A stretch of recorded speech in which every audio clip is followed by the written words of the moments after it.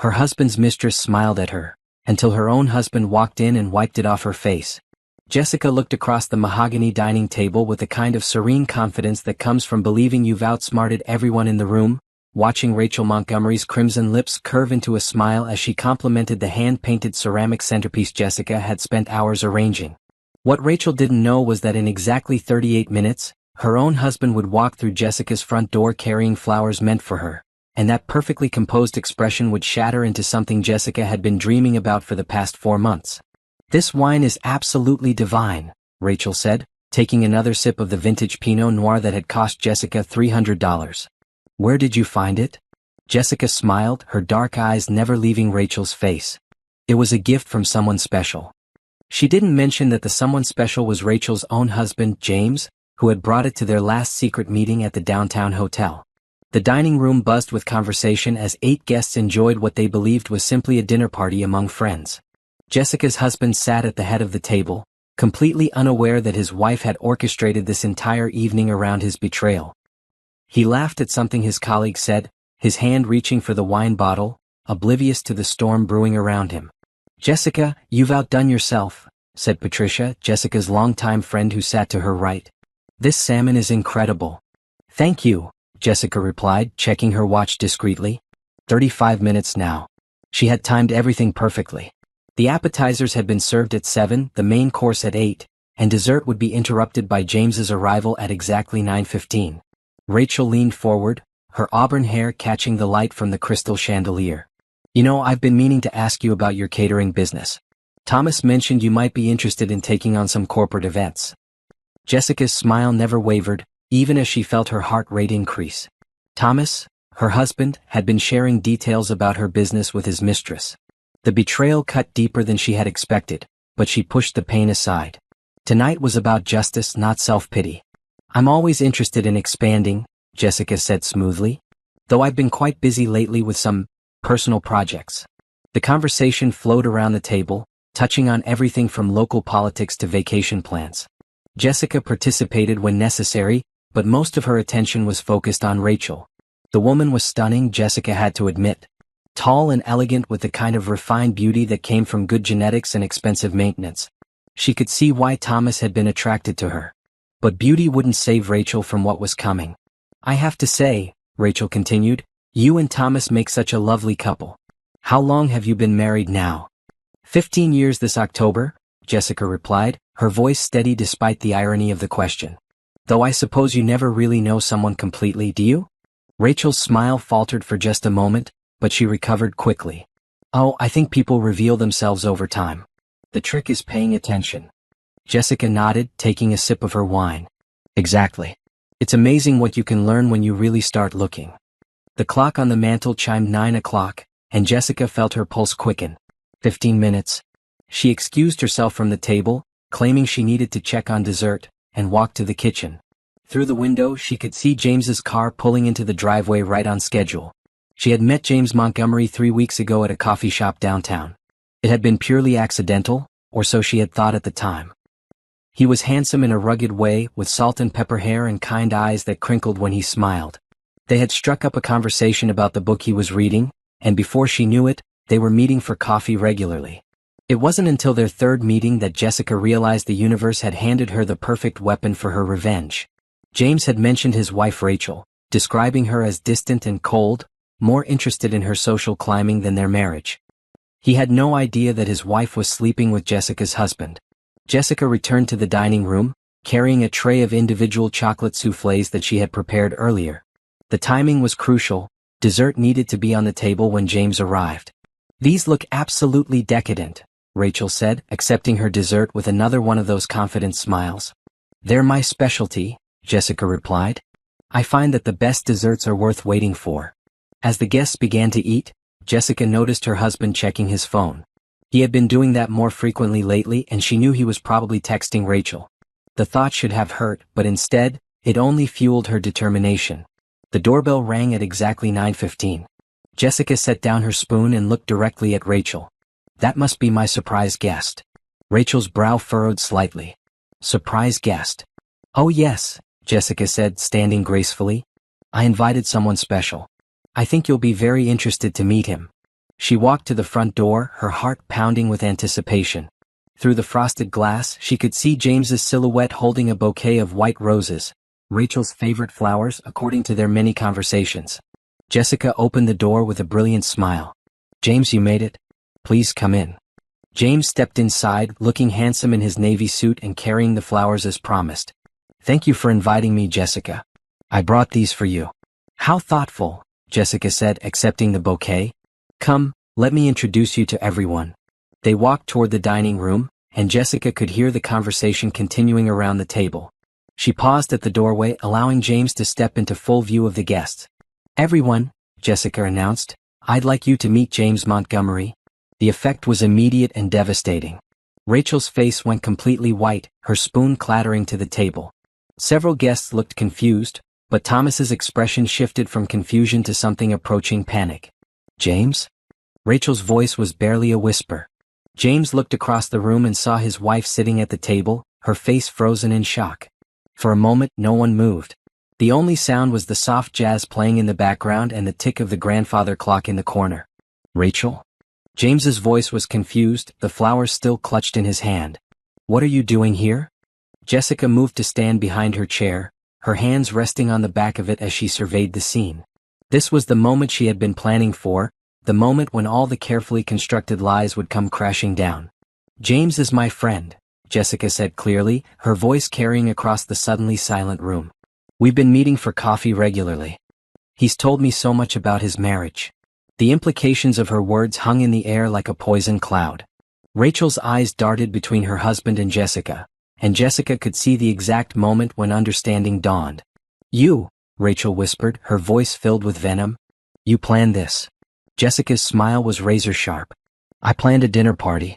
Everything else was just coincidence." 4 months earlier, Jessica had been living in blissful ignorance. She had trusted her husband completely, believed in their marriage, and thought herself lucky to have found such a stable, loving relationship. The discovery of Thomas's affair hadn't come like a lightning bolt. It had been a slow burn, a series of small inconsistencies that had gradually built into an undeniable truth. It started with the phone calls. Thomas had always been social, but lately he had been stepping out of the room whenever his phone rang. When Jessica asked about it, he would brush off her questions with vague answers about work or old friends.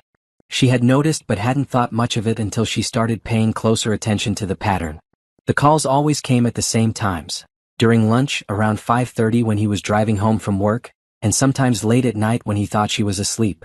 Each time, his voice would drop to a whisper, and he would move to another room or step outside. Jessica had always prided herself on being a trusting wife. She had never checked his phone, never questioned his whereabouts, and never doubted his faithfulness. But the phone calls nagged at her, creating a small seed of doubt that grew stronger each day. The second sign was the change in his routine. Thomas had always been a creature of habit. Gym on Monday, Wednesday, and Friday, poker night with the guys on Thursday, and weekend time spent together. But suddenly he was staying late at work more often, going to the gym at odd hours, and finding excuses to run errands that took hours longer than they should have. "I need to pick up my dry cleaning," he would say, and then be gone for 3 hours. "The hardware store is having a sale," he would tell her, returning home with nothing but a pack of screws that could have been bought anywhere. Jessica began to notice these patterns, but she pushed her suspicions aside. She loved her husband, and she wanted to believe that there was an innocent explanation for everything. The third sign was the most painful, the emotional distance. Thomas had become distracted, constantly checking his phone even when they were supposed to be spending time together. Their conversations had become surface level, and their intimacy had practically disappeared. When Jessica tried to talk to him about it, he would claim he was just stressed about work. "The company is going through some changes," he would say. "I'm just trying to keep up with everything." Jessica wanted to believe him, but deep down, she knew that something had fundamentally changed in their marriage. The breaking point came on a Thursday evening in March.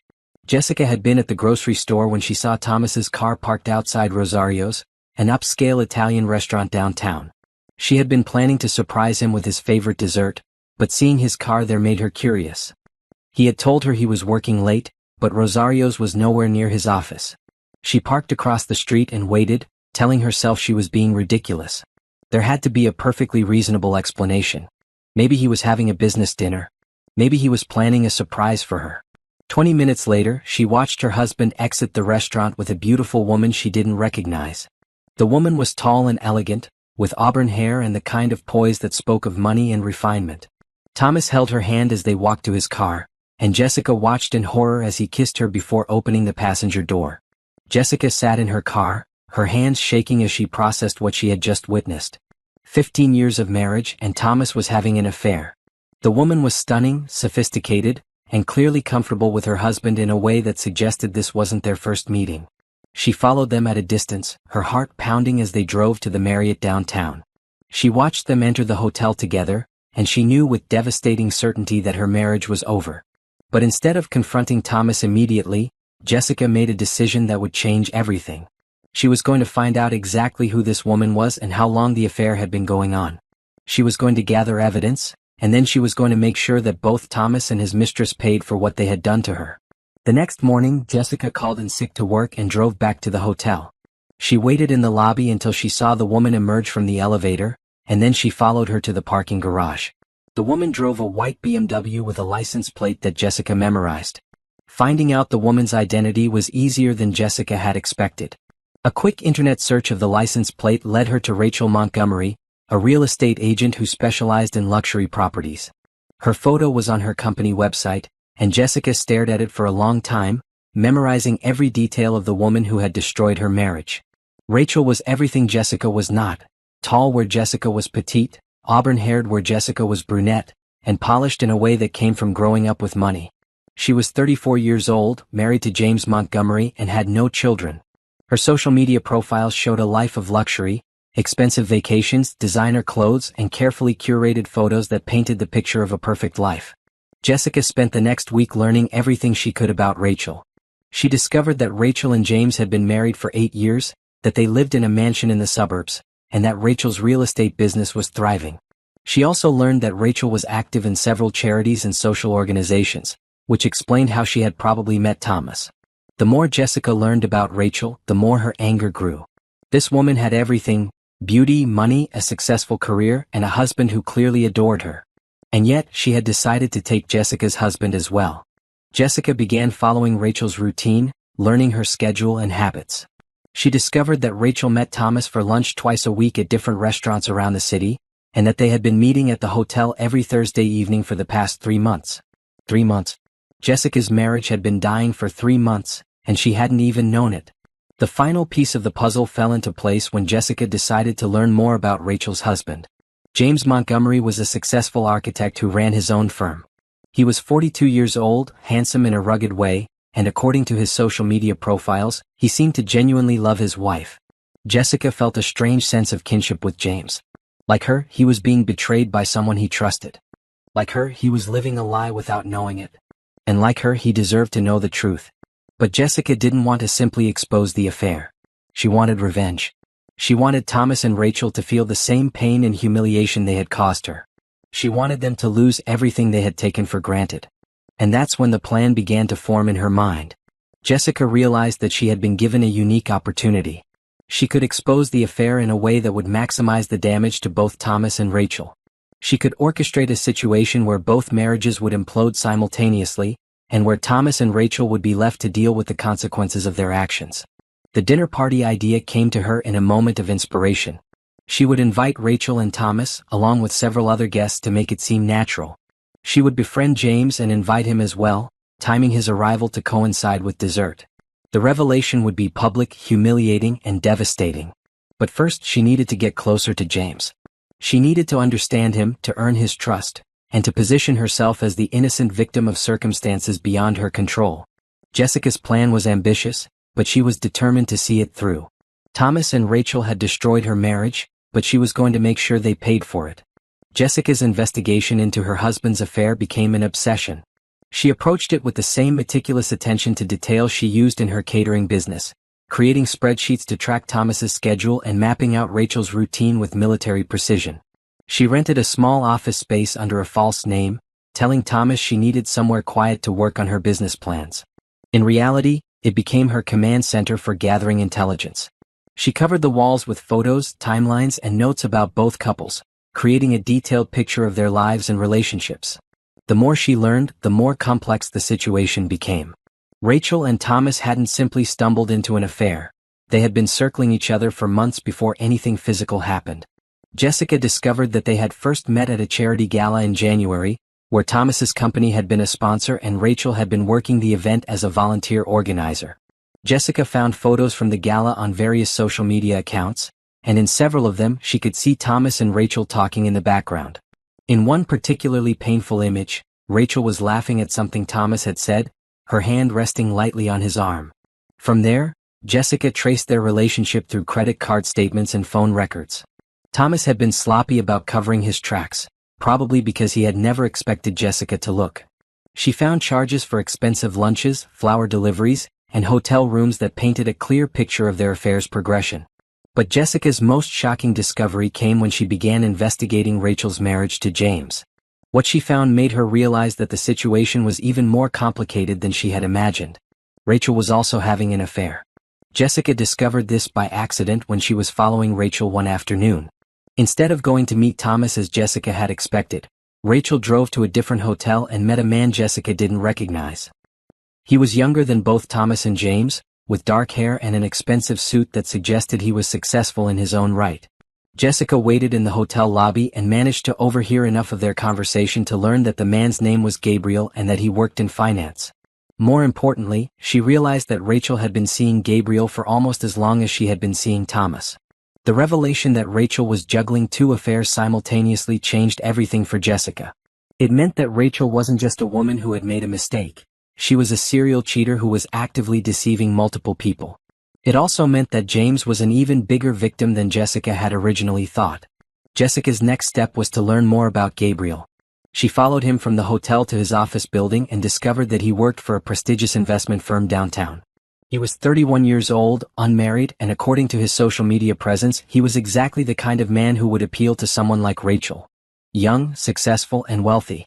The more Jessica learned about Rachel's double life, the more her anger grew. Rachel wasn't just destroying Jessica's marriage. She was destroying multiple lives with her selfishness and deception. She was lying to Thomas, to James, and to Gabriel, manipulating all of them for her own satisfaction. Jessica began to formulate a more complex plan. She would expose not just Rachel's affair with Thomas, but her affair with Gabriel as well. She would orchestrate a scenario where all of Rachel's lies would be revealed simultaneously, causing maximum damage to her carefully constructed facade. But first she needed to get closer to James. She had been observing him from a distance, learning his routines and preferences, but she needed to actually befriend him if her plan was going to work. Jessica discovered that James frequented a small coffee shop near his office every morning at exactly 8:30. He always ordered the same thing, a large coffee with cream and a blueberry muffin, and he always sat at the same corner table where he could work on his laptop while he ate. Jessica began going to the coffee shop at the same time, positioning herself at a nearby table where she could observe James without being obvious. She learned that he was a creature of habit, always arriving at the same time, always ordering the same thing, and always spending exactly 45 minutes there before heading to his office. She also noticed that James seemed lonely. He never talked to anyone except the barista, and he always sat alone, absorbed in his work. Jessica could see the sadness in his eyes, the way his shoulders sagged when he thought no one was looking. She realized that Rachel's betrayal was affecting him even though he didn't know about it yet. After a week of observation, Jessica decided to make her move. She chose a day when James was reading a book she recognized, a novel about architecture that she had actually read herself. She approached his table with her coffee and a carefully rehearsed opening line. "Excuse me," she said, gesturing to the book. "I couldn't help but notice you're reading The Fountainhead. I read it last year and loved it. Are you an architect?" James looked up, surprised by the interruption. "Oh yes, I am. And you're right, it's an excellent book. I try to reread it every few years." "I'm Jessica," she said, extending her hand. "I hope I'm not interrupting." "James?" he replied, shaking her hand. "And not at all. Please sit down if you'd like." Jessica accepted his invitation and they began to talk about the book, about architecture, and about their respective careers. James was intelligent and articulate, with a dry sense of humor that Jessica found genuinely appealing. She could see why Rachel had married him, which made her betrayal even more inexcusable. "I run a catering business," Jessica explained when James asked about her work. "It's demanding, but I love creating experiences for people." "That sounds fulfilling," James said. "I imagine it requires a lot of creativity and attention to detail." It does, Jessica agreed. Though I think architecture requires those same qualities. You're creating spaces that people will live and work in for years. Their conversation flowed naturally, and Jessica found herself genuinely enjoying James's company. He was kind, thoughtful, and clearly devoted to his work. He also mentioned Rachel several times, always in positive terms, which made Jessica's heart ache for him. My wife Rachel is in real estate, James said at one point. She's always telling me about the interesting properties she shows. I think she'd love to hear about your catering business. She knows a lot of people who might be interested in your services. Jessica smiled and nodded, hiding her true feelings behind a mask of polite interest. I'd love to meet her sometime. I'm sure she'd enjoy that, James said. She's very social, always meeting new people through work. Jessica bet she was. As their conversation continued, Jessica began to implement the next phase of her plan. She positioned herself as a potential friend to James, someone he could confide in and trust. She was careful not to seem too interested too quickly, but she made sure to leave him with the impression that she was someone he could talk to. I usually come here around this time most mornings, Jessica said as they prepared to leave. If you'd like to continue our conversation about architecture sometime, I'd enjoy that.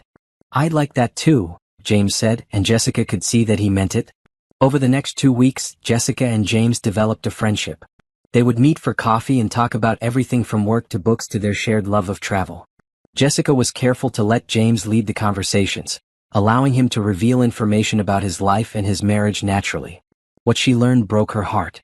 James clearly adored Rachel, but he was also clearly unhappy in his marriage. He never said anything directly critical of his wife, but Jessica could read between the lines. Rachel was distant, always busy with work or social obligations, and she had been pulling away from James for months. Sometimes I feel like we're living parallel lives, James confided one morning. We're in the same house but we're not really together, if that makes sense. It does, Jessica said softly. Marriage can be complicated. Rachel is so focused on her career right now, James continued. I understand that her work is important to her, but sometimes I feel like I'm not a priority anymore. Jessica wanted to tell him the truth, to spare him the pain of discovering his wife's betrayal in the dramatic way she had planned. But she also knew that James deserved to know what Rachel was really doing during all those late nights and business trips. As Jessica continued to build her relationship with James, she also continued to gather evidence about Rachel's affairs. She had photographs, credit card statements, and even recorded phone conversations that would prove Rachel's infidelity beyond any doubt. The final piece of Jessica's plan involved timing. She needed to coordinate the dinner party in a way that would expose all of Rachel's lies simultaneously. She would invite Thomas and Rachel, along with several other couples, to make it seem like a normal social gathering. She would time James's arrival to coincide with dessert, when everyone would be relaxed and unsuspecting. But Jessica also decided to add one more element to her revenge. She would invite Gabriel as well, timing his arrival to occur just after James's.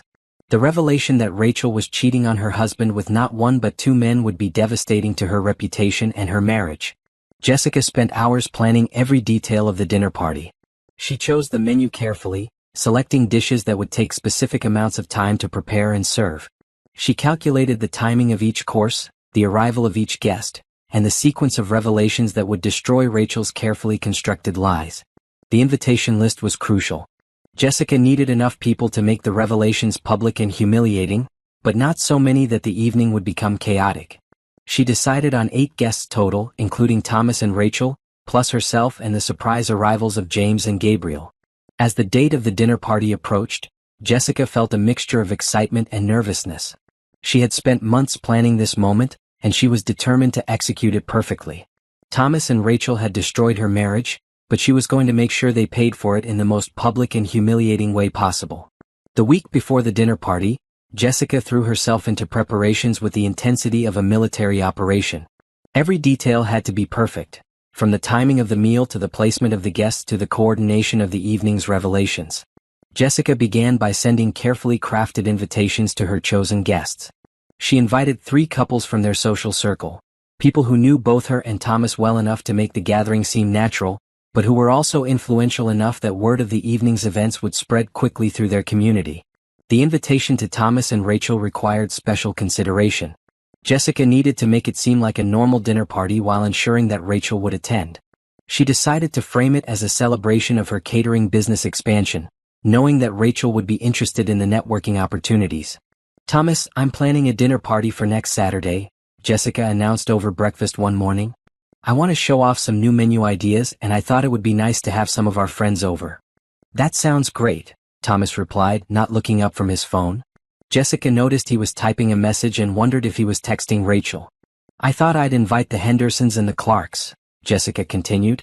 "And maybe that woman from your office charity event, Rachel Montgomery? I know you mentioned she has connections in the catering world."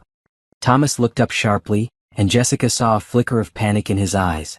"Rachel? I mean, I'm not sure she'd be interested." "Oh, but you said she was so nice when you met her," Jessica pressed.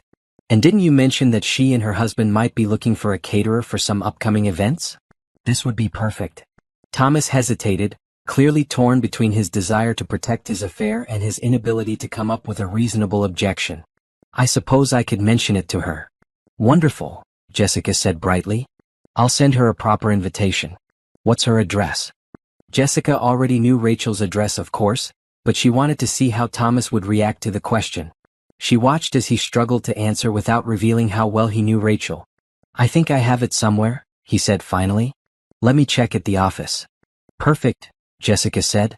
"I'll need it by tomorrow so I can get the invitations out." The next evening, Thomas reluctantly provided Rachel's address, and Jessica sent out the invitations. She was careful to make each one personal and compelling, emphasizing the networking opportunities and the exclusive nature of the guest list. Rachel's response came within hours. "Jessica, thank you so much for the invitation. James and I would love to attend. Looking forward to Saturday evening." Jessica stared at the message, noting that Rachel had mentioned James would be attending. This was a problem Jessica hadn't anticipated. She had planned for James to arrive as a surprise, but now she would need to adjust her plan. She decided to call Rachel directly to clarify the invitation. "Rachel, I'm so glad you can make it," Jessica said when Rachel answered. "I just wanted to confirm the details. The invitation was actually just for you. It's going to be a smaller gathering than I originally planned, and I'm trying to keep it to people who might have professional connections to my business." "Oh, I see," Rachel said, and Jessica could hear the disappointment in her voice. "James was looking forward to it, but I understand. Business networking can be more effective in smaller groups." "Exactly," Jessica agreed. "I hope you understand. Maybe we can all get together socially another time." "Of course," Rachel said. "I'll see you Saturday evening." Jessica hung up the phone with a satisfied smile. Now James would be truly surprised when he arrived at the dinner party. The next step was coordinating James's arrival. Jessica had been meeting him for coffee regularly, and she had learned that he would be free on Saturday evening. She planned to call him that morning with an urgent invitation. Jessica also needed to decide whether to include Gabriel in her plan. She had been following Rachel's affair with the younger man, and she knew that exposing his involvement would add another layer of humiliation to Rachel's downfall. But she also knew that adding Gabriel to the mix would make the evening more complex and potentially harder to control. In the end, Jessica decided to keep Gabriel as a backup plan. She would gauge the situation during the dinner party and decide whether to contact him based on how the evening was progressing. The menu planning was crucial to the timing of Jessica's revelations. She needed dishes that would allow her to control the pace of the evening while giving her opportunities to step away from the table when necessary. Jessica decided on a 3-course meal that would take approximately 2 hours to serve. She would start with a light appetizer that could be prepared in advance, followed by a main course that would require her to be in and out of the kitchen, and finish with individual desserts that would be on the table when James arrived. She spent hours testing each dish, timing the preparation and service to ensure that everything would be ready exactly when she needed it. She also prepared contingency plans in case something went wrong, backup dishes, alternative timing scenarios, and exit strategies if her plan began to unravel. The day before the dinner party, Jessica went shopping for ingredients and flowers. She chose white roses for the centerpiece, knowing they were Rachel's favorite flowers and that James would recognize them when he arrived. She also bought enough wine to keep her guests relaxed and talkative throughout the evening. Jessica spent Friday evening preparing everything that could be done in advance. She made the appetizers, prepared the desserts, and set the table with her finest china and crystal. She also arranged the flowers, placing them in the center of the table where Rachel would have to look at them all evening. On Saturday morning, Jessica woke early to begin the final preparations. She had scheduled James's arrival for 9:15, which meant she needed to time the entire evening backwards from that moment. At 10 o'clock, Jessica called James at his office. "James, I hope I'm not interrupting," she said. "I have a huge favor to ask and I know it's last minute." "Not at all," James replied. "What can I do for you?" "I'm hosting a dinner party tonight, and I just realized I need one more person to even out the numbers. I know it's terribly short notice, but would you be available to join us?" "It's at 7 o'clock. Jessica held her breath, waiting for his response. If James couldn't come, her entire plan would fall apart. "Tonight?" James asked. "I'd love to, but I should check with Rachel first." "Actually," Jessica interrupted, "I should mention that this is a business networking event, and I've kept the guest list small and focused. I hope that's not a problem." "Not at all," James said. "I understand. Yes, I'd be happy to join you." "Wonderful," Jessica said. "I'll text you the address." "And James? Could you possibly bring some white roses? I know it's an odd request, but I had planned to use them as centerpieces and my florist let me down at the last minute." "Of course," James said. "I'll pick some up on my way over." Jessica hung up the phone with a sense of satisfaction. Everything was falling into place perfectly. James would arrive carrying white roses, Rachel's favorite flowers, and the symbolism would be lost on no one. The afternoon flew by as Jessica made final preparations. She marinated the salmon, prepared the vegetables, and arranged the wine glasses. She also took a long shower and chose her outfit carefully, a simple black dress that was elegant but not overly formal. At 5 o'clock, Jessica began cooking the main course. She wanted everything to be perfect not just for the sake of her plan, but because she took pride in her work. Whatever happened tonight, she was determined that the food would be exceptional. At 6:30, Jessica opened the wine to let it breathe and made final adjustments to the table settings. She checked her watch repeatedly, her heart racing with anticipation and nerves. At 7 o'clock sharp, the doorbell rang. Jessica's guests began arriving, and the evening that would change everything was about to begin. The first guests to arrive were Michael and Patricia Henderson, longtime friends who had been in Jessica's inner circle for years. Patricia embraced Jessica warmly, commenting on how lovely she looked, while Michael handed her a bottle of wine and complimented the elegant atmosphere she had created. "Jessica, this is absolutely beautiful," Patricia said, admiring the dining room setup. "You've outdone yourself with the table settings." "Thank you," Jessica replied, accepting their coats. "I wanted tonight to be special." David and Jennifer Clark arrived next, followed by Robert and Susan Mitchell. Jessica had chosen these couples carefully. They were all successful professionals who moved in the same social circles as Thomas and Rachel.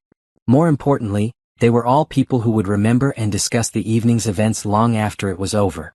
Thomas appeared in the foyer as Jessica was greeting the Mitchells, looking handsome in his navy suit but slightly nervous. Jessica wondered if he was anxious about Rachel being there, or if he was worried about maintaining the pretense of their marriage in front of their friends. "Everyone, you remember my husband Thomas," Jessica said smoothly, watching as he shook hands with their guests and made polite conversation. The final guest to arrive was Rachel, and Jessica felt her pulse quicken as she opened the door. Rachel looked stunning in a burgundy dress that hugged her figure perfectly, her auburn hair styled in an elegant updo.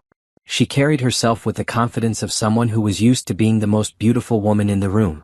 "Jessica, thank you so much for inviting me," Rachel said, leaning in for an air kiss. "Your home is absolutely gorgeous." "Thank you," Jessica replied, noting how Rachel's eyes immediately sought out Thomas across the room. "Please come in and meet everyone." Jessica led Rachel into the living room where the other guests were enjoying cocktails and appetizers.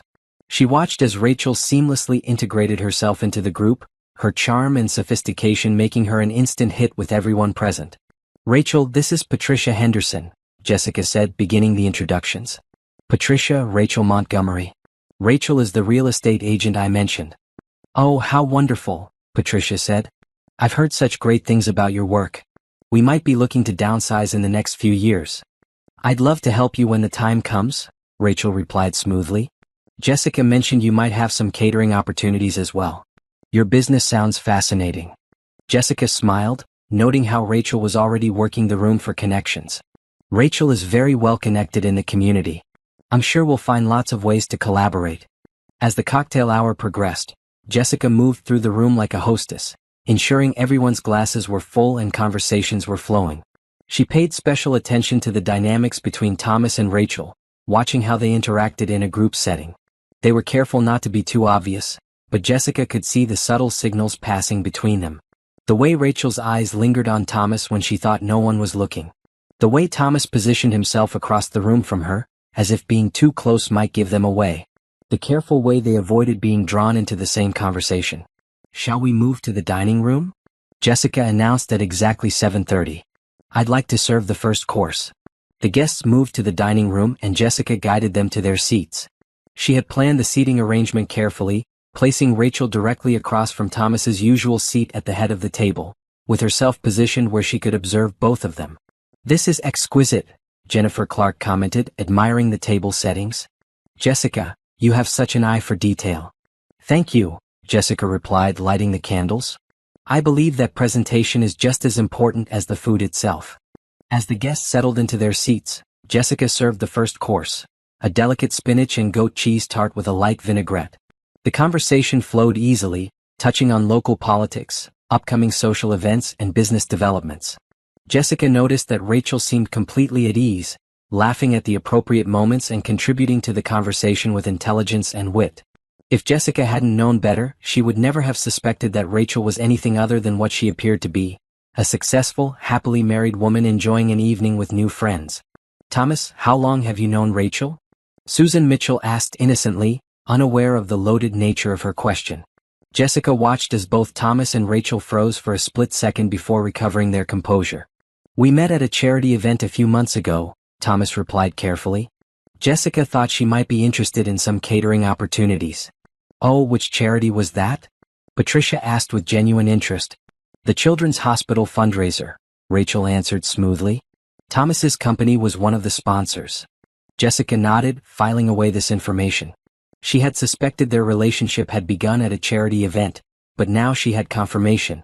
She also noted how easily they lied, how practiced they seemed at maintaining their cover story. As the evening progressed, Jessica served the main course, herb-crusted salmon with roasted vegetables and a white wine reduction. The wine flowed freely, and the conversation became more relaxed and personal. "Jessica, this salmon is absolutely divine," Rachel said, taking another bite. "You really should consider expanding your business. There's such a demand for quality catering in this city." "I've been thinking about it," Jessica replied. "Though I want to make sure I maintain the quality standards that my clients expect." "Quality is everything," Rachel agreed. "I never compromise on quality in my real estate business. It's better to do fewer deals exceptionally well than to do many deals poorly." Jessica almost laughed at the irony of Rachel lecturing about not compromising on quality while she was actively cheating on her husband. But she kept her expression neutral and continued to play the role of the gracious hostess. As 9 o'clock approached, Jessica began to feel the familiar flutter of nerves in her stomach. James would be arriving in 15 minutes, and she needed to make sure everything was ready for his entrance. "I'll be right back," Jessica said, excusing herself from the table. "I need to check on dessert." She went to the kitchen and took a moment to compose herself. Through the window, she could see the guests continuing their conversation, unaware that their pleasant evening was about to take a dramatic turn. Jessica arranged the individual chocolate soufflés on a silver tray and carried them back to the dining room. As she served each guest, she couldn't help but notice how relaxed and happy Rachel looked. The woman had no idea that her world was about to come crashing down. "These look absolutely decadent," Rachel said, accepting her dessert with a smile. "I'm going to have to ask for the recipe." "It's a family secret," Jessica replied, returning Rachel's smile. "But I might be willing to share it with the right person." At exactly 9:10, Jessica's phone buzzed with a text message. She glanced at it discreetly and saw that it was from James, running 5 minutes late. Traffic was heavier than expected. Jessica felt a moment of panic. Her timing was crucial, and even a 5-minute delay could throw off her entire plan. But she quickly adjusted, deciding to slow down the dessert service to buy herself a few extra minutes. "Before we begin dessert," Jessica announced, "I'd like to propose a toast. To new friendships and successful partnerships." The guests raised their glasses, and Jessica watched as Thomas and Rachel carefully avoided making eye contact during the toast. She wondered what they were thinking, whether they felt any guilt about deceiving everyone in the room.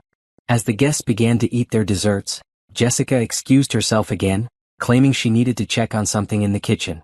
In reality, she wanted to position herself near the front door so she could let James in quickly when he arrived. At 9:15 exactly, the doorbell rang. Jessica's heart pounded as she walked to the front door. This was it, the moment she had been planning for months. She paused for a second to compose herself, then opened the door to reveal James standing on her doorstep, looking handsome in his navy suit and carrying a bouquet of white roses.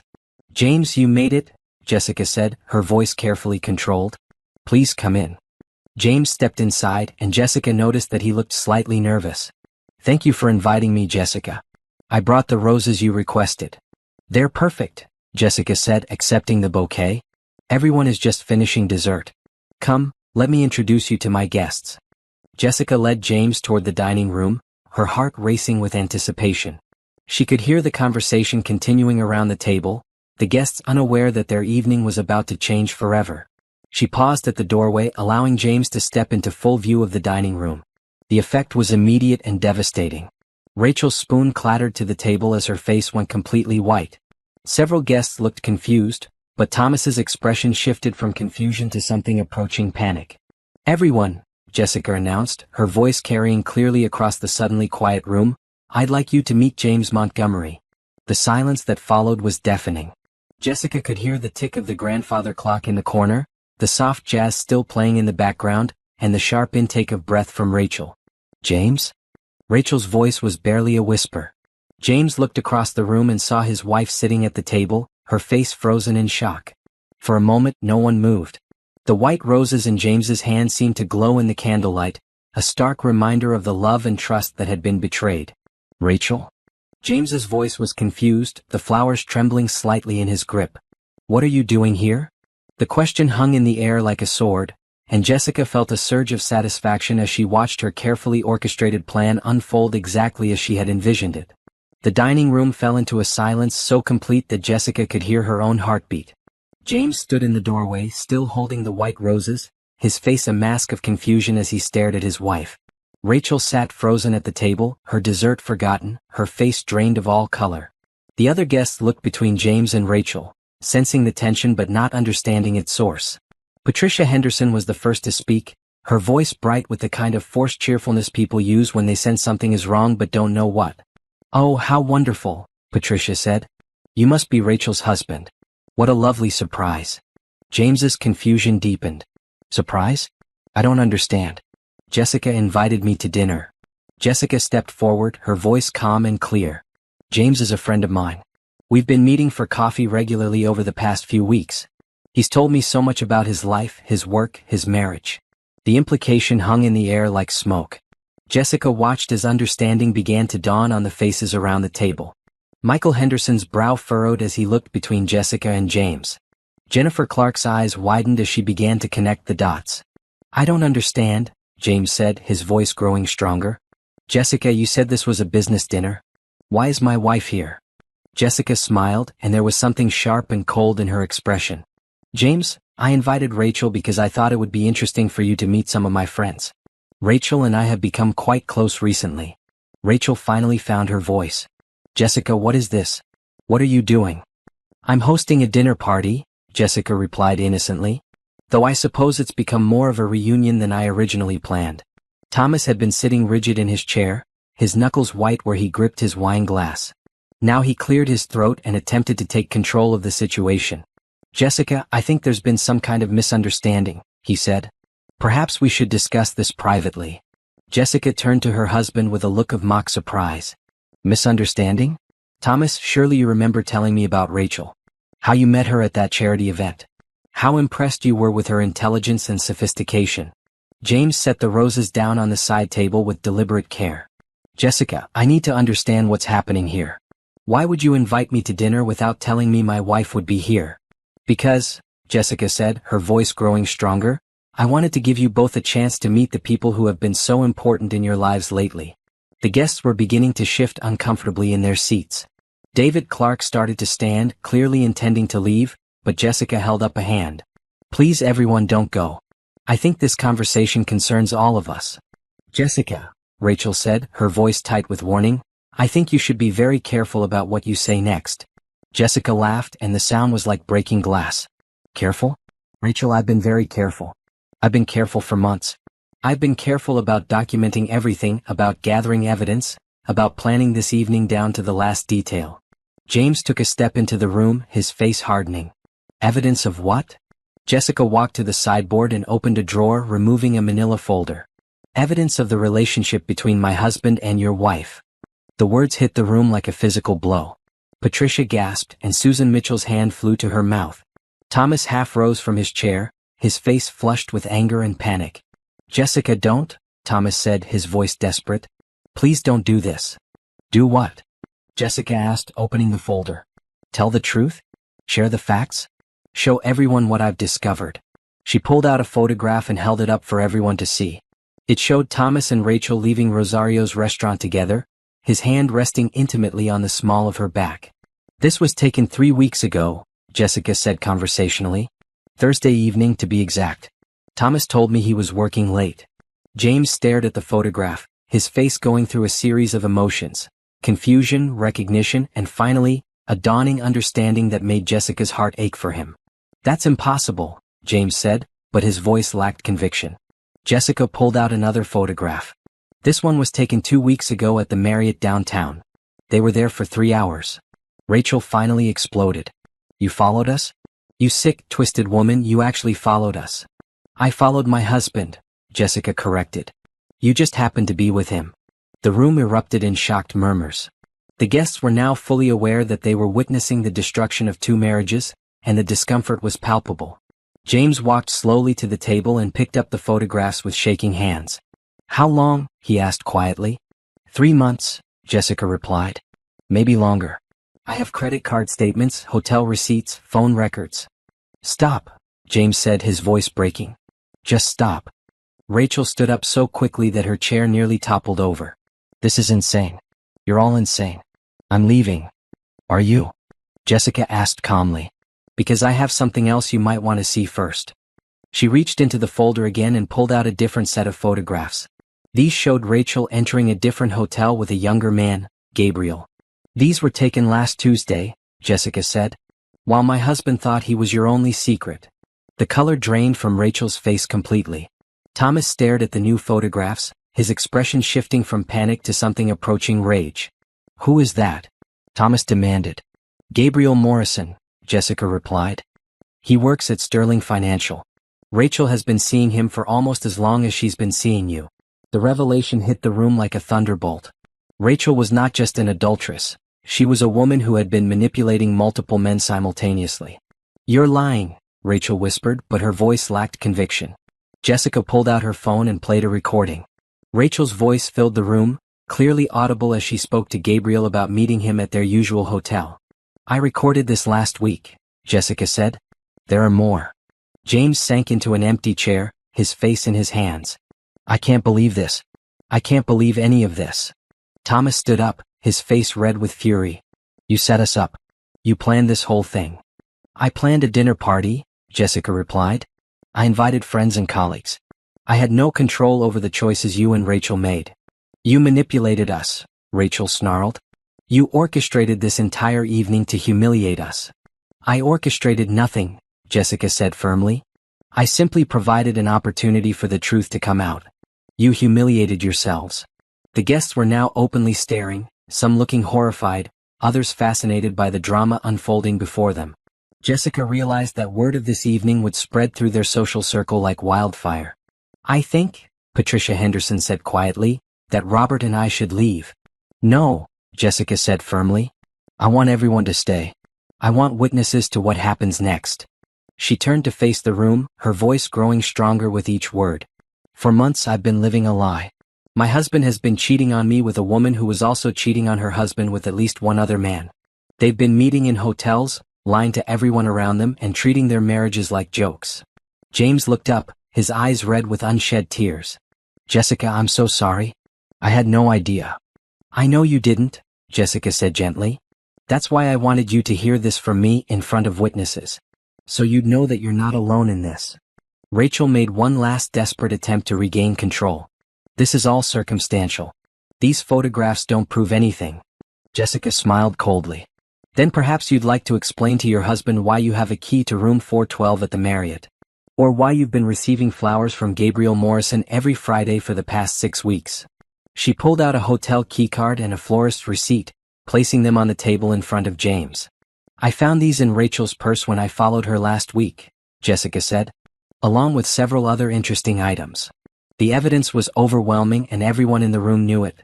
Rachel's facade finally cracked completely and she began to sob. I never meant for this to happen, she said through her tears. It just happened. Which time? Jessica asked coldly. With my husband or with Gabriel, or with whoever else you've been seeing? Thomas was staring at Rachel with a mixture of disgust and betrayal. There are others? I don't know, Jessica replied.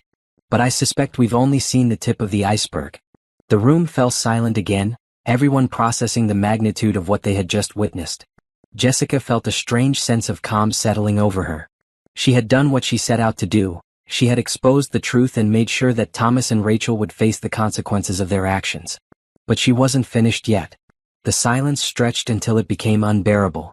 Rachel stood beside her overturned chair, tears streaming down her face, while James sat with his head in his hands, the hotel keycard and receipt in front of him like evidence in a criminal trial. Thomas remained standing, his face cycling through emotions, anger, betrayal, and something that might have been relief.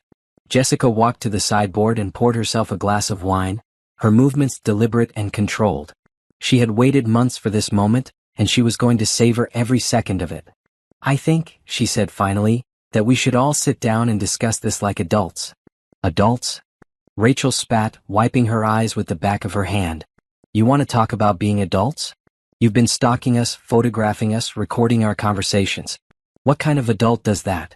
The kind who discovers that her husband is a liar and a cheat, Jessica replied calmly. The kind who wants to know the truth about her marriage. Patricia Henderson cleared her throat uncomfortably. Jessica, perhaps we should give you some privacy to work this out. No, Jessica said firmly. I want everyone to stay. I want witnesses to what's being said here tonight. She turned to face Thomas, who was still standing frozen beside his chair. Thomas, would you like to explain to our friends how this started? How you met Rachel? How you decided to destroy our marriage? Thomas's jaw worked silently for a moment before he found his voice. Jessica, I never meant for this to happen. I never meant to hurt you. But you did, Jessica replied. Every time you lied to me about working late. Every time you made up excuses about running errands. Every time you came home from being with her and pretended to be my loving husband. I love you, Thomas said desperately. I still love you. This thing with Rachel, it was just something that happened. Jessica laughed bitterly. Something that happened? For 3 months? Something that involved hotel rooms and expensive restaurants and flowers and lies upon lies upon lies. James finally looked up, his face haggard. 3 months? They've been seeing each other for 3 months. At least, Jessica confirmed, though I suspect it's been longer than that. The credit card statements go back to January. Rachel turned on Thomas with sudden fury. You told me you were going to leave her. You said your marriage was over, that you were just waiting for the right time. I was, Thomas said weakly. I was thinking about it. You were thinking about it? Jessica's voice rose for the first time that evening. You were thinking about ending our 15-year marriage for a woman who was also sleeping with someone else? The guests shifted uncomfortably, clearly wishing they were anywhere else. But Jessica was determined to have this conversation in front of witnesses. She wanted everyone to see exactly what kind of people Thomas and Rachel were. Jessica, James said quietly, I need to ask you something. When we were meeting for coffee, when we were becoming friends, did you know? Did you know about Rachel and your husband? Jessica met his eyes steadily. Yes, I knew. James's face crumpled. So our friendship, it was all a lie? You were just using me? No, Jessica said firmly. James, our friendship was real. I genuinely like you. I enjoyed our conversations and I meant everything I said to you. But yes, I knew about the affair when I approached you. Then why? James asked. Why befriend me if you knew you were going to hurt me like this? Because, Jessica said, I thought you deserved to know the truth. And I thought you deserved to hear it from someone who understood what you were going through. Rachel had been listening to this exchange with growing horror. You planned this. You actually planned to destroy our marriages. I planned to reveal the truth, Jessica corrected. Your marriages were already destroyed. You just didn't know it yet. Thomas finally sat down heavily in his chair. Jessica, what do you want? What do you want me to do? I want you to leave, Jessica said simply. I want you to pack your things and get out of my house. Tonight. Jessica, please, Thomas said. We can work through this. We can go to counseling. We can fix this. Fix this. Jessica's voice was incredulous. Thomas, you've been lying to me for months. You've been living a double life, sneaking around behind my back, making me feel like I was going crazy when I started to suspect something was wrong. There's nothing to fix. She turned to Rachel. And you've been lying to everyone. Your husband, my husband, this Gabriel person, probably others. You've been playing games with people's lives and emotions. Rachel straightened up, some of her composure returning. I made mistakes. I'm human. But what you've done tonight is cruel and calculated. What I've done, Jessica said, is tell the truth. If the truth is cruel, that's because your actions were cruel. James stood up slowly, his movements those of a much older man. I need to go home. I need to think about this. James, Jessica said gently, you don't have to make any decisions tonight. But you should know that I have more evidence if you need it. Hotel records, phone logs, financial statements. Whatever you need for whatever you decide to do. James nodded numbly. Thank you. I think. Rachel watched her husband with growing panic. James, please. Let me explain. Let me tell you what really happened. What really happened? James turned to face his wife, and Jessica was surprised by the strength in his voice. What really happened is that you've been cheating on me. Not just with one man but with multiple men. You've been lying to me, manipulating me, making me think I was going crazy when I felt like something was wrong. He picked up the hotel keycard and the florist receipt. What really happened is that while I was working 60-hour weeks to support your lifestyle, you were meeting other men in hotel rooms. James, I can explain. Explain what? James's voice was getting louder. Explain how you accidentally ended up in bed with two different men? Explain how you accidentally lied to me for months? Explain how you accidentally made me feel like I was failing as a husband. The pain in his voice was raw and real, and Jessica felt a pang of sympathy for him. James was a good man who had been betrayed by someone he trusted completely. I think, Michael Henderson said quietly, that Patricia and I should leave now. Actually, Jessica said, I think that's a good idea. I think everyone should leave except for the four of us. The guests needed no further encouragement. They gathered their coats and bags quickly, murmuring awkward goodbyes and promises to call later. Within minutes, only Jessica, Thomas, Rachel, and James remained in the dining room. The silence that followed was different from before, heavier, more intense. These were the four people whose lives had been irrevocably changed by the evening's revelations. So, Jessica said finally, what happens now? Thomas looked at her with something that might have been hope. Jessica, I know I've made terrible mistakes. But we can get through this. We can rebuild our marriage. With what? Jessica asked. With lies? With betrayal? With the knowledge that you were willing to throw away 15 years for a woman who was also cheating on you.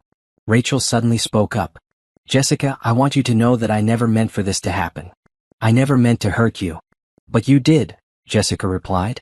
You knew Thomas was married. You knew he had a wife who loved him. And you decided to pursue him anyway.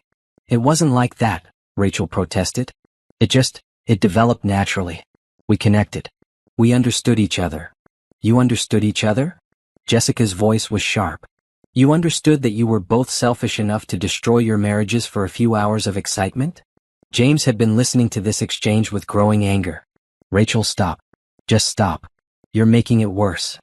James, please, Rachel said, turning to her husband. I know I've made mistakes, but I love you. I've always loved you. You have a funny way of showing it, James replied. 3 months, Rachel. 3 months of lies and deception. How am I supposed to trust you ever again? We can go to counseling, Rachel said desperately. We can work through this. Can we? James asked. Can we work through the fact that you've been sleeping with multiple men? Can we work through the fact that you've been lying to me about where you were, who you were with, what you were doing? Jessica watched the exchange with fascination. She had orchestrated this moment, but now that it was here, she felt strangely detached from it. The revenge she had planned was unfolding exactly as she had envisioned, but she found herself more interested in the human drama than in her own satisfaction. Thomas, she said finally, I want you to leave. Tonight. Jessica. Tonight, she repeated firmly. Pack a bag and go. You can come back for the rest of your things later, but I want you out of my house. Thomas looked around the room desperately as if searching for an ally. This is my home too. You can't just throw me out. Watch me, Jessica said. And if you try to stay, I'll call the police and have you removed. The finality in her voice seemed to convince Thomas that she was serious. He stood up slowly, his shoulders sagging in defeat. "Where am I supposed to go?" he asked. Jessica shrugged. "That's your problem. Maybe Rachel can help you figure it out." Rachel and Thomas looked at each other, and Jessica saw something pass between them. A recognition that their affair had cost them everything and gained them nothing. "This is all your fault," Rachel said suddenly, turning on Jessica with renewed fury.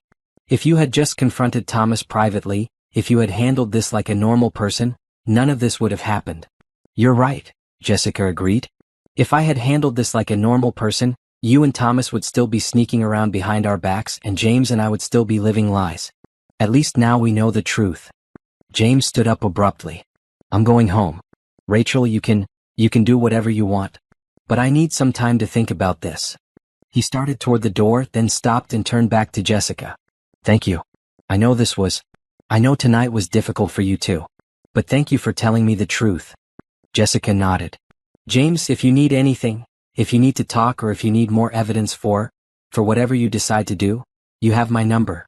James left without another word, and Jessica heard the front door close behind him.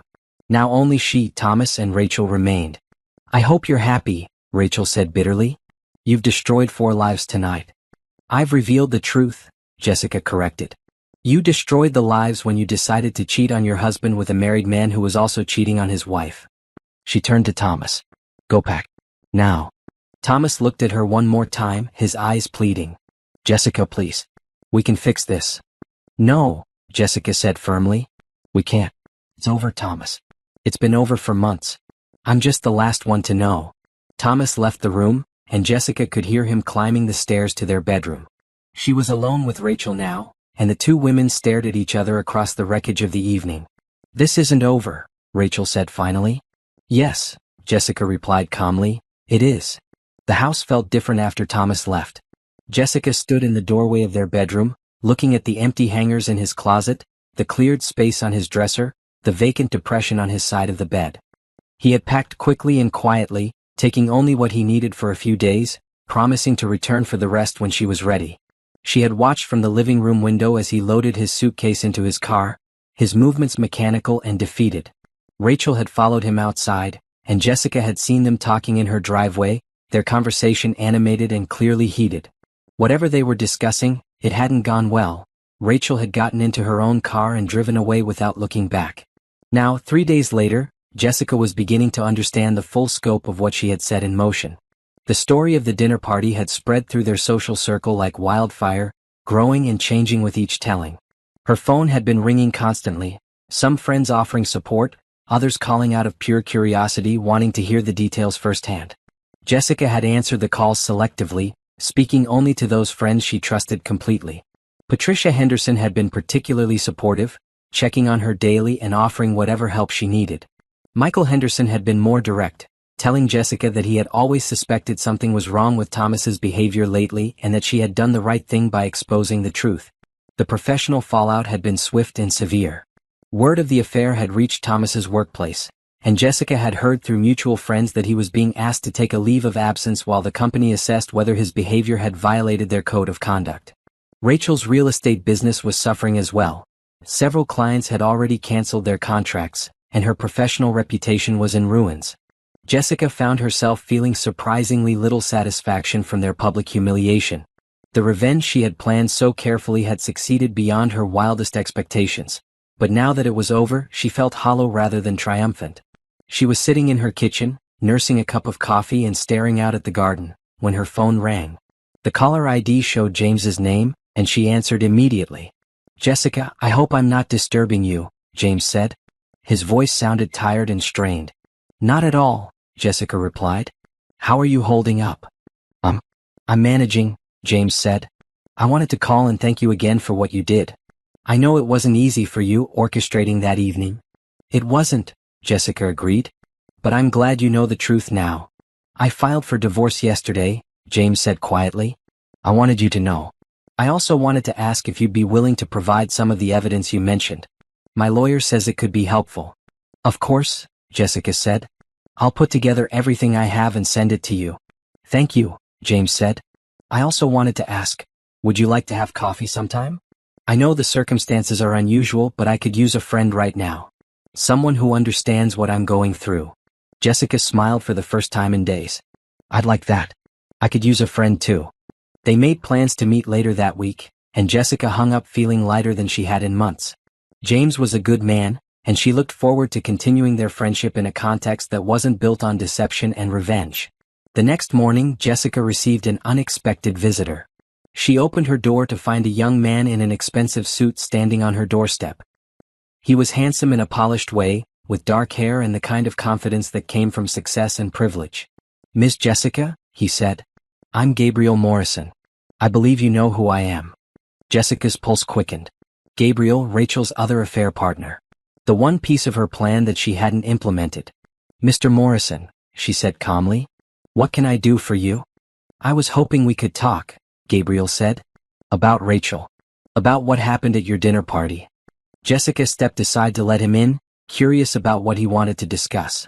Gabriel entered her living room and looked around appreciatively. "Nice place," he said.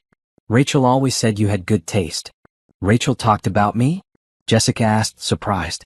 "Oh yes," Gabriel said, sitting down on her couch without being invited. "She mentioned you several times. She said you were naive, that you had no idea what your husband was really like."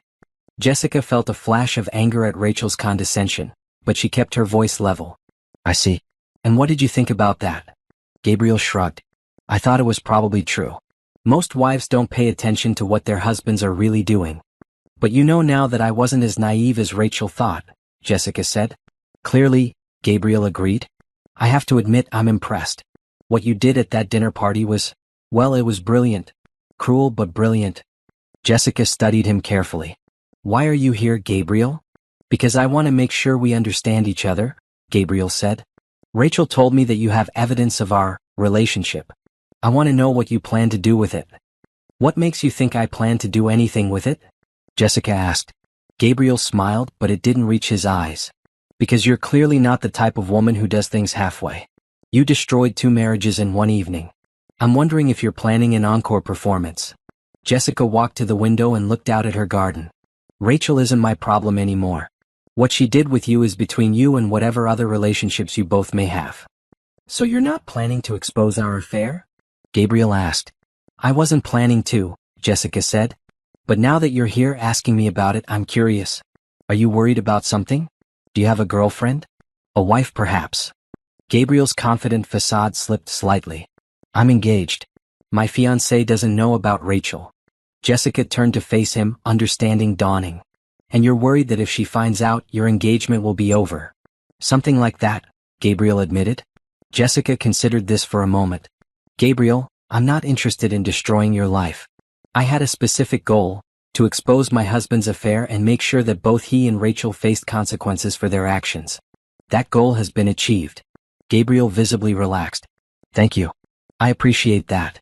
However," Jessica continued, "I would suggest that you take a long, hard look at your relationship with Rachel and ask yourself if this is the kind of person you want to be involved with. She was cheating on her husband with you while also cheating on her husband with my husband. What makes you think she wouldn't cheat on you too?" Gabriel was quiet for a moment. "She told me she was leaving her husband for me." "Did she?" Jessica asked. "Because she told my husband the same thing. And yet, as far as I know, she's still married to James." Gabriel's face darkened. "She lied to me." "She lied to everyone," Jessica confirmed. "The question is, what are you going to do about it?" Gabriel stood up abruptly. "I'm going to end it. I'm going to tell her it's over." "That's probably wise," Jessica agreed. "And Gabriel? You might want to get tested. If Rachel was sleeping with multiple partners, you should make sure she didn't give you anything." Gabriel's face went pale. "I hadn't thought of that." "Think of it now," Jessica said firmly. After Gabriel left, Jessica felt a strange sense of closure. She had started this journey wanting revenge against Thomas and Rachel, but now she found herself more interested in moving forward than in looking back. That afternoon, Thomas called. "Jessica, we need to talk," he said without preamble. "Do we?" Jessica asked. "I've been staying at a hotel for 3 days. I need to know what happens next. Are we getting divorced? Are you going to try to take everything?" "What?" Jessica was surprised by how calm she felt. "Thomas, I think divorce is the logical next step. As for taking everything, I'll be fair. I want the house, but you can have your retirement accounts and half of everything else." Jessica, please, Thomas said. Can't we try counseling? Can't we try to work through this? No, Jessica said simply. Thomas, I don't trust you anymore. I don't love you anymore. I don't even like you anymore. There's nothing left to work through. The silence stretched between them. I made a mistake, Thomas said finally. You made dozens of mistakes, Jessica corrected. Every time you lied to me. Every time you met her. Every time you came home and pretended to be my husband while you were really hers. It wasn't like that, Thomas protested. It was exactly like that, Jessica said. And now it's over. I'll have my lawyer contact you about the divorce. She hung up before he could respond. Over the next week, Jessica threw herself into planning her future. She met with a lawyer and began divorce proceedings. She updated her business plan and started reaching out to new clients. She even began looking at smaller houses, thinking that she might want a fresh start somewhere new. James had become a regular coffee companion, and Jessica found herself looking forward to their meetings. They talked about everything, their failed marriages, their careers, their hopes for the future. James was intelligent and kind, and Jessica appreciated having someone who understood what she was going through. I got the divorce papers yesterday, James told her over coffee one morning. Rachel signed them without contest. I think she knows she doesn't have any leverage. How do you feel about it? Jessica asked. Relieved, James said honestly. I thought I'd feel sadder, but mostly I just feel relieved. Like I can finally stop pretending that everything was fine. Jessica nodded. I know exactly what you mean. What about you? James asked. How are you doing with everything? Better than I expected, Jessica said. I thought I'd feel more satisfied with the revenge, but mostly I just feel free. Like I can finally be myself again instead of being the woman who was married to Thomas. James smiled. Freedom can be scary, but it's also exciting. It is, Jessica agreed. As they walked out of the coffee shop together, Jessica realized that she was genuinely happy for the first time in months. The revenge had been satisfying, but this feeling of possibility, of a future that belonged entirely to her, was better than any revenge could have been. 6 months after the dinner party, Jessica's life had transformed completely. The divorce had been finalized quickly. Thomas had been eager to settle without contesting anything, probably hoping to minimize the public attention on his personal life. Jessica had kept the house but decided to sell it anyway, wanting a completely fresh start. She found a smaller place across town, a charming 2-bedroom cottage with a large kitchen that was perfect for her catering business. The move felt symbolic. She was literally and figuratively leaving her old life behind. Jessica's business had actually grown in the aftermath of the scandal. Word of the dinner party had spread far beyond their immediate social circle, and while some people were horrified by what she had done, others were secretly impressed.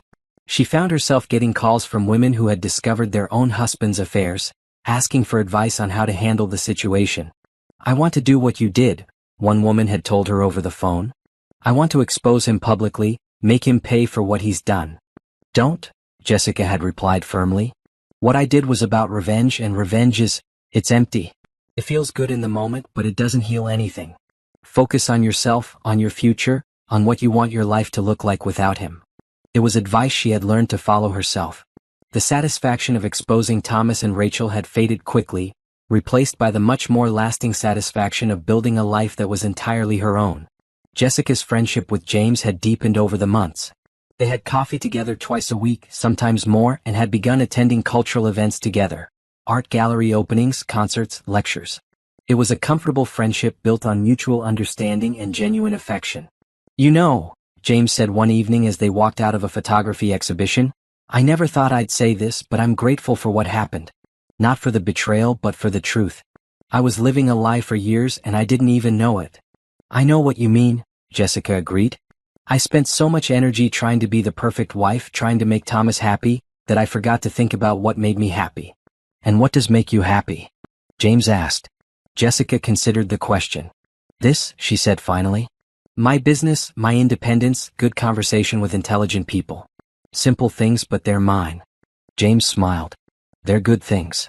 As autumn turned to winter, Jessica found herself settling into routines that felt natural and fulfilling. She worked on expanding her catering business, took evening classes in photography, something she had always wanted to try, and cultivated friendships with people who knew nothing about her past drama. She occasionally heard updates about Thomas and Rachel through mutual friends. Thomas had eventually resigned from his company and taken a job with a smaller firm for significantly less money. He was living in a one-bedroom apartment downtown and, according to Patricia Henderson, looked like he had aged years in the span of months. Rachel's situation was even worse. Her real estate business had collapsed entirely after several high-profile clients publicly canceled their contracts. Her divorce from James had cost her the luxurious lifestyle she had been accustomed to, and she had been forced to move back in with her parents while she tried to rebuild her career. "I almost feel sorry for her," Jessica told James one day. "Almost." "I don't," James replied firmly. "She made her choices. Now she's living with the consequences." Jessica supposed that was true, but she found herself thinking less and less about Thomas and Rachel as the months passed. They had become footnotes in her story rather than central characters. The real surprise came in February, almost a year after the dinner party. Jessica was at the farmer's market, selecting ingredients for a catering job, when she bumped into someone she didn't expect to see. "Jessica?" She turned around to find Gabriel Morrison standing behind her, looking significantly different from the polished businessman who had visited her house months earlier. He was thinner, his hair longer, and he was dressed in jeans and a casual sweater rather than an expensive suit. "Gabriel," Jessica said, surprised. "How are you?" "Better," Gabriel said. "Much better, actually. I wanted to thank you." "Thank me?" Jessica was confused. "For what you said that day you came to see me. About Rachel, about getting tested, about taking a look at the kind of person I was involved with. You were right about everything." Jessica studied his face. "What happened?" "I ended things with Rachel immediately after our conversation," Gabriel explained. "And I told my fiancé about the affair. I thought she would leave me, but she didn't. We went to counseling, worked through it, and we're stronger now than we were before." "I'm glad," Jessica said, and she meant it. "I also changed jobs," Gabriel continued. "I was working in finance, making a lot of money but hating every minute of it. I'm teaching high school math now. The pay is terrible, but I love it." Jessica smiled. "That's wonderful, Gabriel. You look lighter." "I feel lighter," Gabriel agreed. "Sometimes the worst thing that happens to you turns out to be the best thing. If I hadn't met Rachel, if that whole situation hadn't blown up, I'd still be living a life that wasn't really mine." After Gabriel left, Jessica found herself thinking about his words. Sometimes the worst thing that happens to you turns out to be the best thing. She supposed that was true for her as well. Thomas's betrayal had been devastating at the time, but it had also freed her from a marriage that hadn't been making her happy for years. That evening, Jessica had dinner with James at a small Italian restaurant near her new house. As they shared a bottle of wine and talked about their respective days, Jessica found herself noticing things about James that she hadn't paid attention to before. The way his eyes crinkled when he laughed, the graceful way he moved his hands when he talked, the genuine interest he showed in everything she said. "Jessica," James said as they were finishing dessert, "can I ask you something?" "Of course. Do you ever think about dating again? About finding someone new?" Jessica set down her fork and considered the question. "I think about it sometimes. But I'm not sure I'm ready yet. I like my independence. I like not having to consider someone else's feelings and preferences and schedules with every decision I make." "I understand that," James said. "I feel the same way most of the time. But sometimes I think it might be nice to share this new life with someone.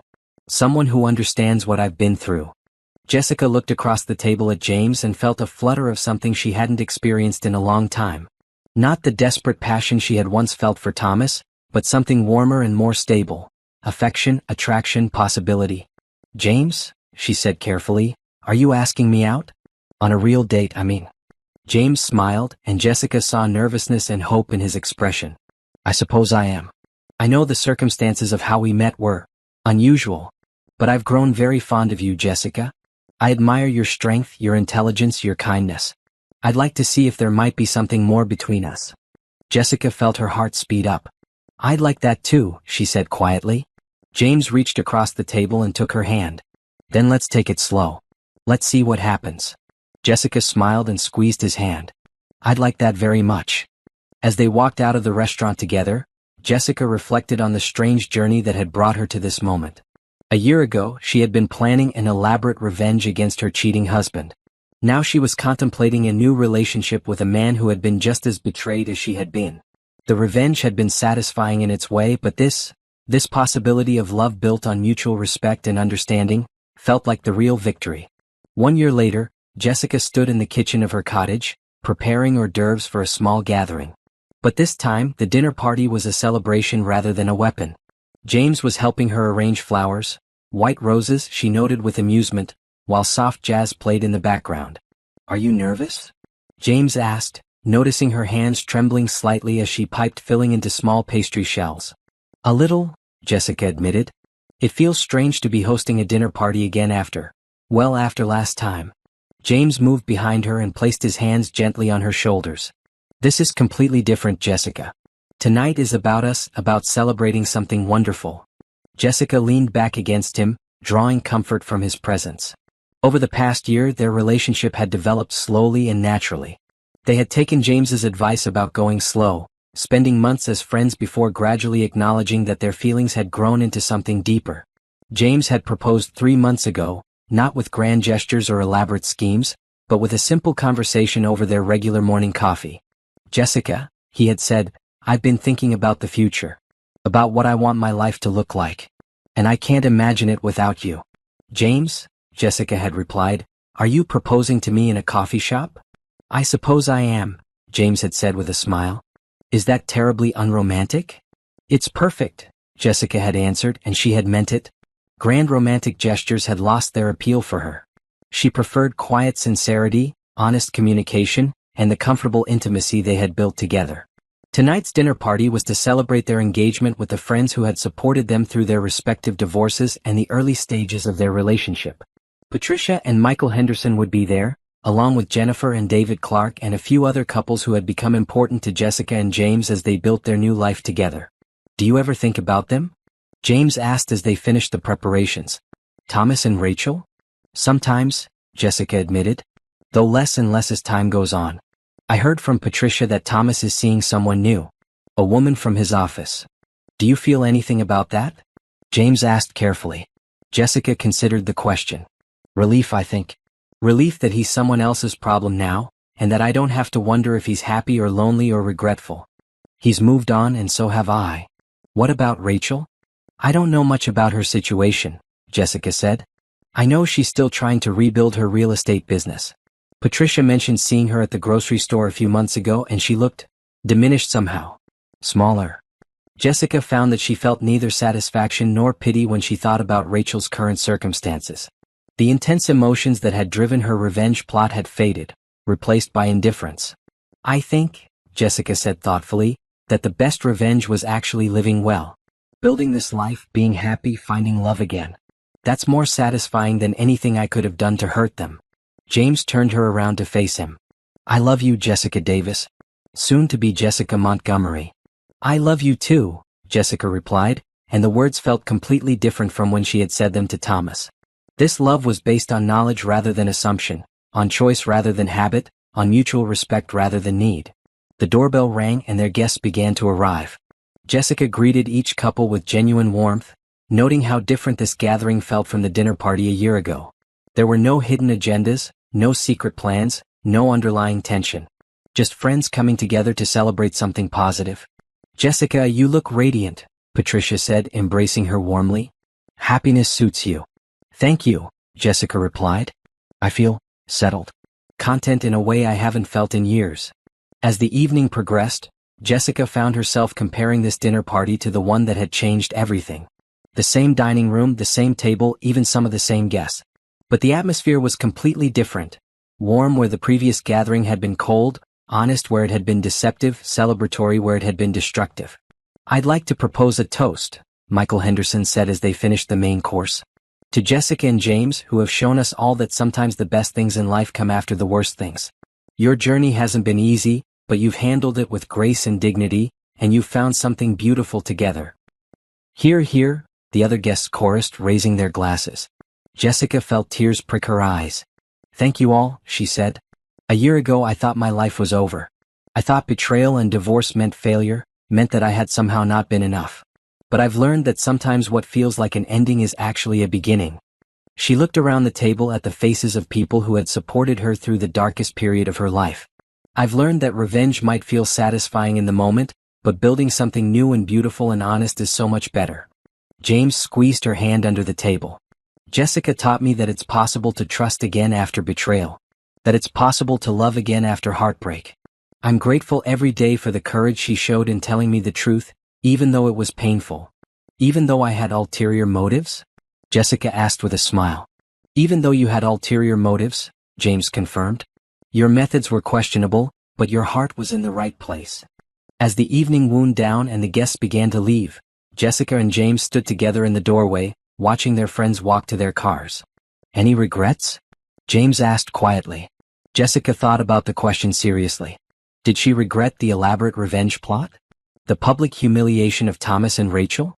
The pain she had caused? No, she said finally. I don't regret exposing the truth.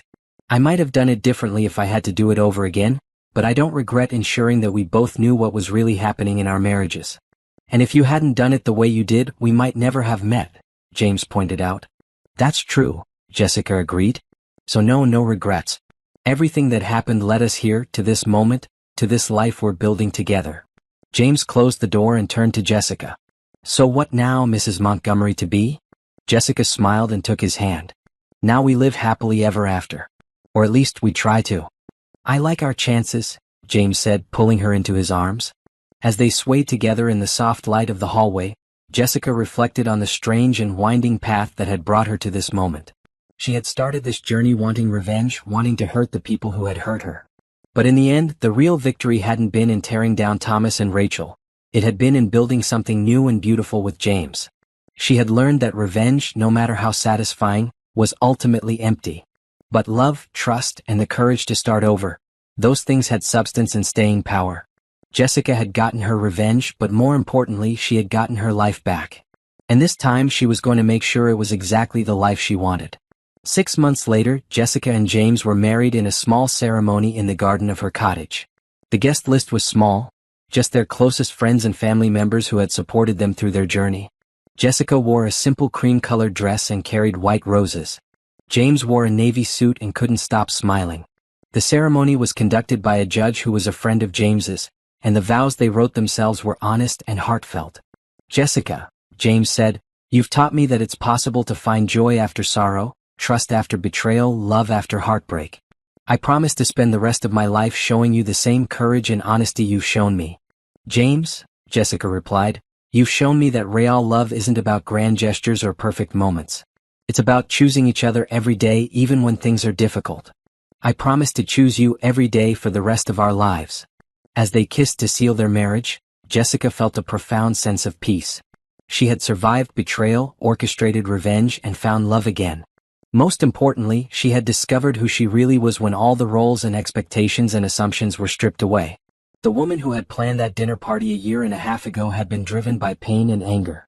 The woman standing in this garden, promising to love and cherish James Montgomery, was driven by hope and joy and the knowledge that she was exactly where she belonged. Jessica had gotten her revenge, but more than that, she had gotten her happy ending. And this time it was real.